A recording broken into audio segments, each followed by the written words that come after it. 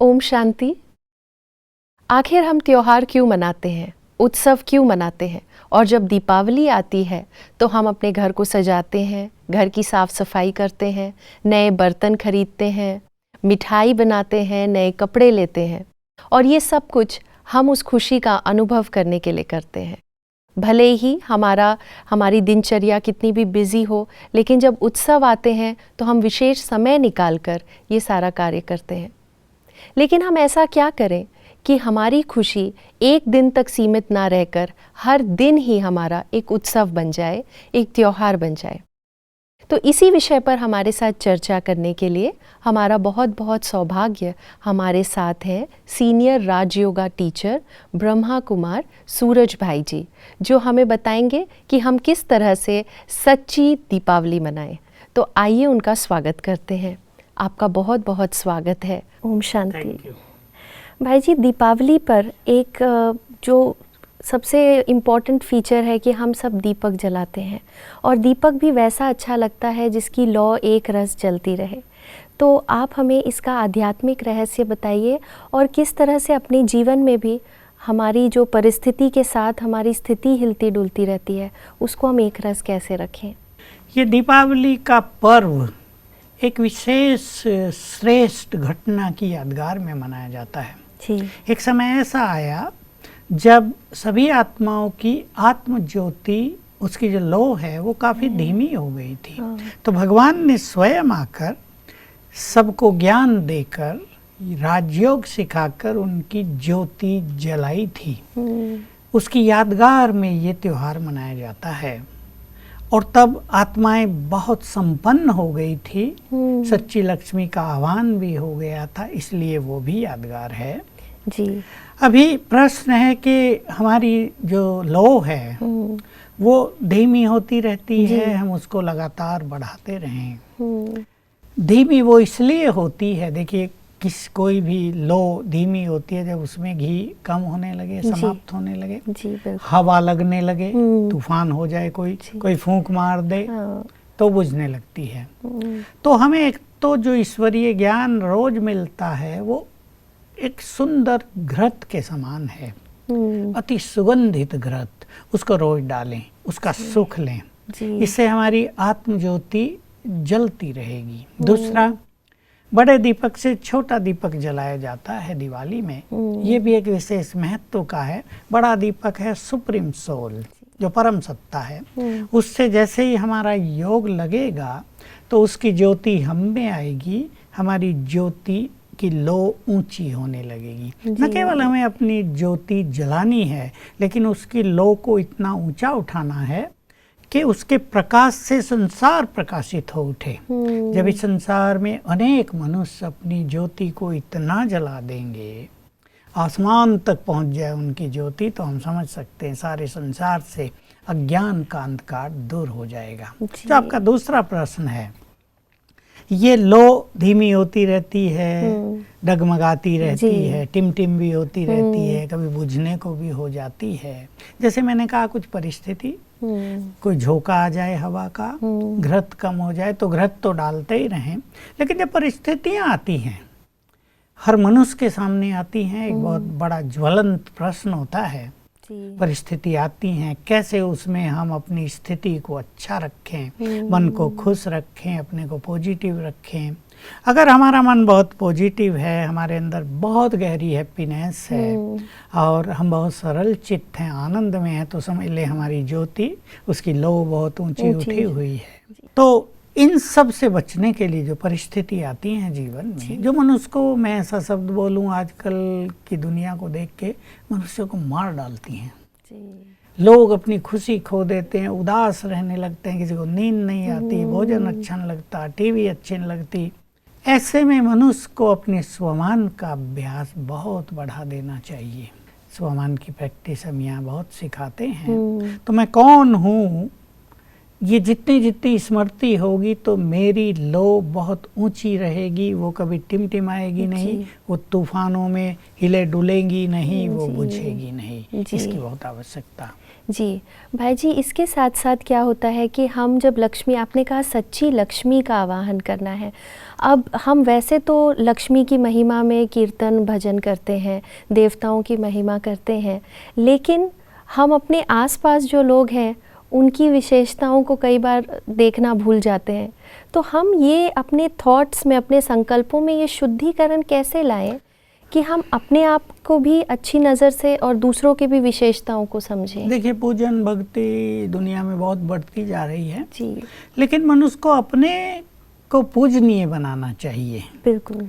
अगर मनुष्य के कर्म श्रेष्ठ नहीं हैं, अगर वो दूसरों को सुख नहीं देता है, अगर वो दूसरों का कल्याण नहीं करता है, दूसरों की खुशी छीनता है, तो उसकी पूजा उसको सचमुच फल देती नहीं। लोग आजकल देख भी रहे हैं, बहुत भक्ति हो रही, पहले की भेंट में तो 100 गुना भक्ति होने लगी। तीर्थों पर यंग लोग जा रहे, पैदल जा रहे हैं, लेकिन फल कम मिलता नजर आता है क्योंकि हृदय शुद्ध नहीं है।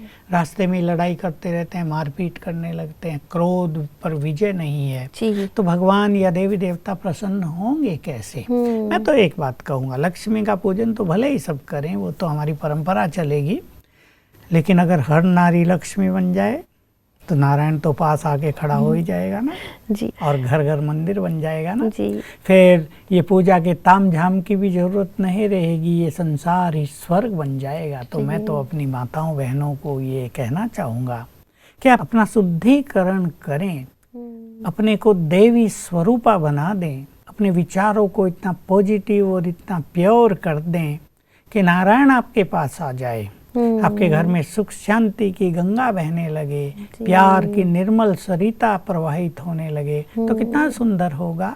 तो ये होगी हमारी सच्ची लक्ष्मी का आह्वान या सच्ची दिवाली। जी, तो भाई जी, हम जैसे स्थूल रीति से बहुत सफाई करते हैं, कोने कोने को साफ करते हैं, लेकिन हम अपनी जो अंदर की चेकिंग है या कहें सूक्ष्म जो वृत्तियों की भी अपनी शुद्धिकरण है, उसके लिए क्या करें? और एक दिन नहीं कि ये हम निरंतर रखें इस चीज़ ये बहुत ज़रूरी है। दिवाली पर हर जगह सफाई होती है और मनुष्य सोचता ही है, वैसे भी स्वच्छता तो सबको प्रिय है, लेकिन लक्ष्मी के आह्वान के लिए तो स्वच्छता बहुत ज़रूरी है। बाहरी स्वच्छता का महत्व बाह्य रूप से है, वो भी इम्पोर्टेंट है हम सब के लिए, लेकिन जब तक हमने अपनी मन बुद्धि को स्वच्छ नहीं किया तब तक लक्ष्मी का आह्वान नहीं हो सकता। अभी मन में निगेटिविटी बहुत हो गई है लोगों के, या इम्प्योरिटी बहुत हो गई, वैर भाव हो गया, बदले की भावना हो गई, ये सब इम्प्योरिटीज हैं, ये मन की सफाई नहीं है। हम मन की सफाई पर बहुत ध्यान दें, तब जीवन में हमें सच्चा सुख मिलेगा। देखिए, हम लोग भी ऐसा ही करते हैं, घरों की सफाई तो करते ही हैं, लेकिन मन की सफाई पर निरंतर ध्यान देते हैं, क्योंकि हमारे चारों ओर पॉल्यूशन बहुत है। एक तो ये एनवायरमेंटल पॉल्यूशन, लेकिन दूसरा मनोविकारों का भी बहुत प्रकोप है संसार में। बुराइयां फैलती जा रही हैं, गंदगी बढ़ती जा रही, वो हमारे मन मंदिर में प्रवेश कर सकती है। हमें बहुत निर्मल रहना है तो बहुत सावधान भी रहना है कि हमें परचिंतन नहीं करना है, हमें किसी को कष्ट नहीं देना है, हमें अपने मन को ऐसा रखना है जिसमें सभी के लिए श्रेष्ठ भावनाएं भरी हों, सभी के लिए एक प्यार की गुड फीलिंग भरी हो, हमारी वृत्ति में समाया हो कि सब अच्छे हैं, चाहे कोई किसी भी धर्म का हो। ये जो घृणा भाव मन में आ जाता है, मनोविकार मन को बहुत मैला कर देते हैं, उससे मनुष्य सुख ही नहीं रहता। और फिर क्या होता है, उससे वाइब्रेशंस फैलते हैं। जैसी मनुष्य के अंदर की फीलिंग्स होती है, वैसे ही वाइब्रेशंस चारों ओर फैलते हैं, वो भिन्न भिन्न तरह से इफेक्ट करते हैं मनुष्य के जीवन पर। इसलिए बहुत ज़रूरी है कि हम पवित्र आत्माएं हैं, इसको स्मृति में रखा करें, कुछ अपने जीवन के नियम बना लें। मुझे हमेशा पॉजिटिव रहना है तो पॉजिटिव एनर्जी जनरेट होगी, नियम बना लें। मुझे सबको सुख देना है, मुझे क्षमा भाव से जीवन जीना है, मुझे अपने चित्त को शांत रखना है ताकि छोटी छोटी बातों में मैं क्रोधित न हो जाऊं, नहीं तो मेरे अंदर भी गंदगी, दूसरों के अंदर भी गंदगी। तो अगर हम सदा ऐसा मार्ग अपना कर चलेंगे। मैं तो ये कहूँगा कि आज के दिन जब सफाई हो गई है, दिवाली का पर्व है, हम अपने जीवन के लिए मन को साफ करने के लिए एक 5 पॉइंट फॉर्मूला क्यों न बना लें, जिनकी मैंने चर्चा की। भाई हम सबको सुख देंगे, हम बहुत पॉजिटिव रहेंगे, हम मन में सबके लिए शुभ भावनाएं रखेंगे, हम बहुत अच्छा योग अभ्यास करेंगे, हम क्षमा भाव से जीवन जिएंगे, बदले के भाव से नहीं। तो ये 5 पॉइंट प्रोग्राम हमें सदा हमारे अंतर्चित्त को निर्मल रखेगा, स्वच्छ रखेगा।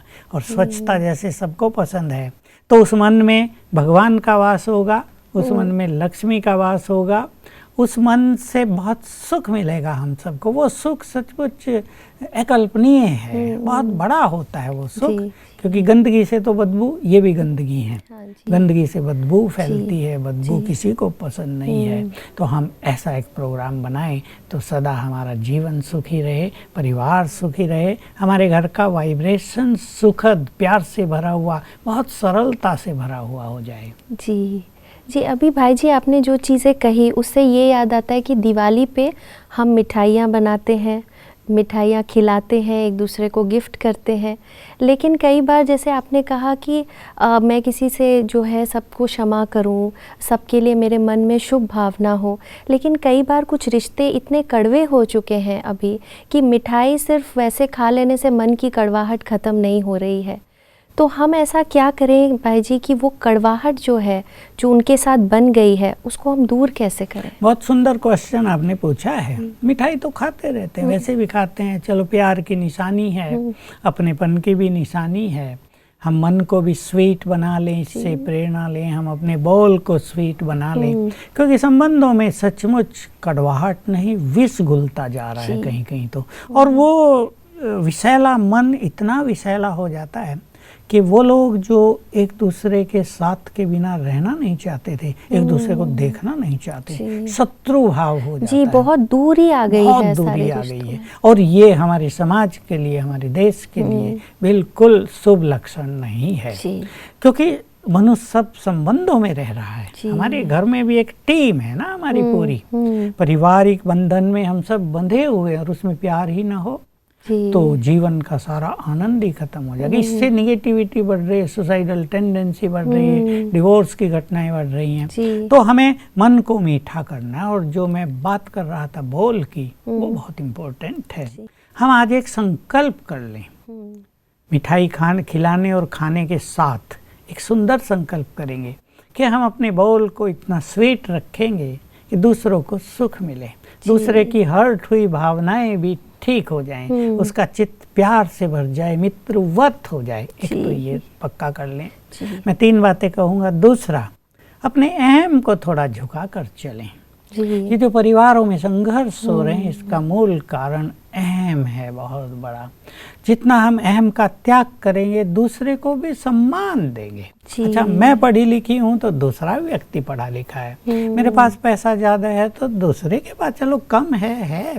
Money is not everything. और भी कुछ है, हम एक दूसरे को सम्मान दें, दूसरे की बात को वैल्यू दें। जो अहंकारी व्यक्ति होता है वो अपने को सबसे बड़ा समझता है, लेकिन दूसरों की नजरों में वो सबसे छोटा होता है। तीसरी बात, मिठाई खाते हुए ये प्यार के माहौल में आज दिवाली के दिन सभी अपने अंदर जरूर झांक लें कि मुझे अपने जीवन को निस्वार्थ बनाना है, बुद्धि में निस्वार्थ भाव भरना है। अगर ये 3 चीजें हम अपना लेंगे, बोल, निरभिमानी, निस्वार्थ, तो सचमुच सच्ची मिठाई खाएंगे, जीवन मिठास से भर जाएगा, और ये जो संबंधों में विषैलापन आ रहा है ये भी समाप्त हो जाएगा। भाई जी, एक और ये देखा गया है कि आजकल हम कमाई के पीछे बहुत ज़्यादा भागते हैं।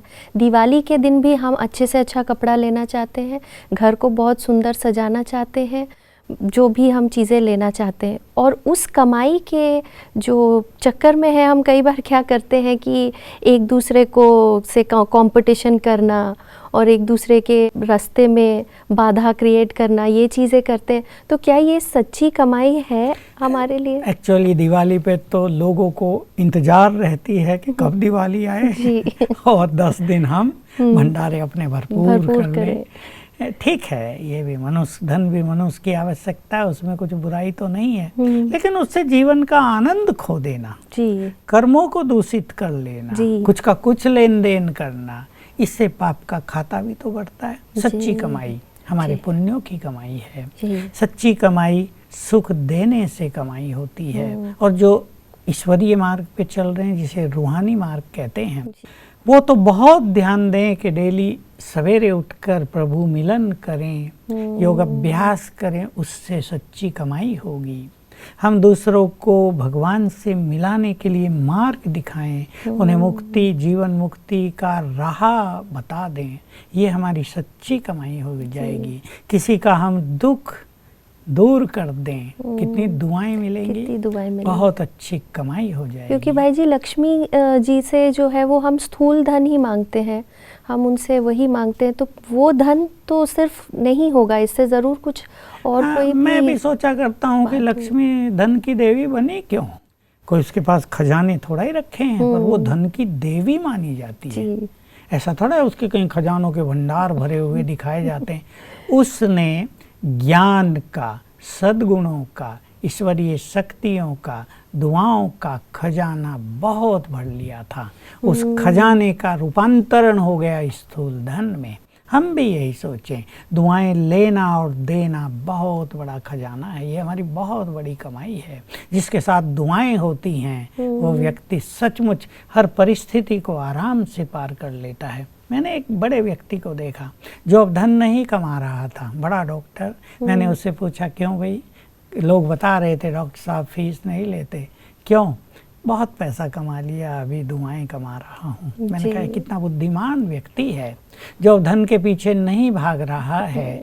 असली कमाई हमारी ये दुआएं हैं, हमारे पुण्य कर्म हैं, हमारी खुशी है, हमारी शांति है। बहुत धन कमा लिया और घर में जाते ही सबका मूड ऑफ है, तो मजा कहाँ आता है धन से? तो ये कमाई हम और बढ़ाएं अपनी, और इसको निरंतर आगे बढ़ाते रहें, ये हमें संकल्प कर लेना है आज के दिन। जी, तो भाई जी आपने हमें बताया कि हमें कुछ स्वमान का अभ्यास करना चाहिए, तो इस दीपावली में ऐसे कौन से हम स्वमानों का अभ्यास करें जो हमारे जीवन में शुभ और लाभ, ये चीज़ जो कहते हैं ये ले आए? हाँ, शुभ लाभ दोनों ही दिवाली की देन है, ऐसा कहेंगे।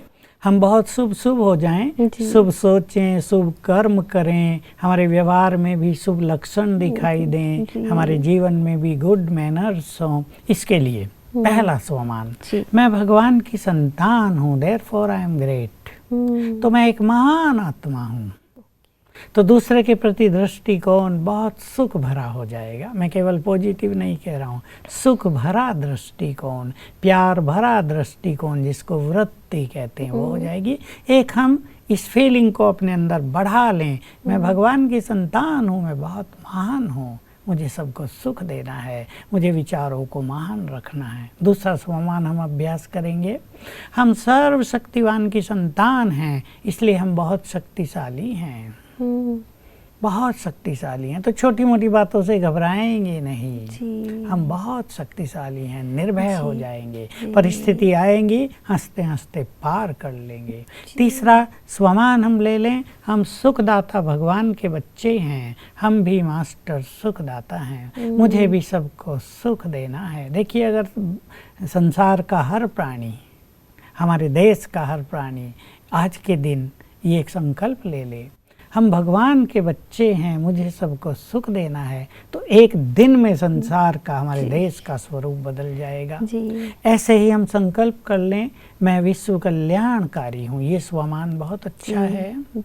मैं राज ऋषि हूँ, मैं दाता हूँ। लोग लेना चाहते हैं, देना नहीं चाहते। मैं दाता का बच्चा दाता हूँ, उसे विश्व कल्याण करना, मुझे भी यही काम करना है, तो मुझे सबके लिए अच्छा सोचना है, सबको अच्छी चीजें सिखानी है, सबको मनोविकारों से मुक्त कराना है, सबके दुख हरने हैं। ये स्वमान अगर हम लेंगे तो हमारी मनोस्थिति बहुत ऊंची हो जाएगी, हायर स्टेप पर पहुंच जाएगी, और हमसे जो वाइब्रेशंस फैलेंगे वो भी सुंदर होंगे। आत्म ज्योति तो इतनी जलेगी कि जग प्रकाशित हो उठेगा। जी, भाई जी आपका बहुत बहुत शुक्रिया। हम ये स्वमान का अभ्यास ज़रूर ध्यान में रखेंगे ताकि एक दिन दीपावली नहीं बल्कि हर दिन ही हमारा उत्साह बन जाए, सेलिब्रेशन बन जाए।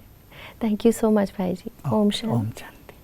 तो आज की इस चर्चा में हमने कितना सब कुछ सीखा और जैसे हमने कहा कि किस तरह से हमारी खुशी स्थायी रहे, सिर्फ एक उत्सव या त्योहार की मोहताज ना रहे, उसके लिए हम कुछ ऐसे अभ्यास करें, हम कुछ ऐसे स्वमान का अभ्यास करें जो हमें भाई जी ने बताया, जिससे कि हमारी मनोस्थिति बहुत ही खूबसूरत हो जाएगी और हर दिन ही दीपावली हो जाएगा, क्योंकि हमारी आत्मा की ज्योति जगमगाती रहेगी, एक रस रहेगी।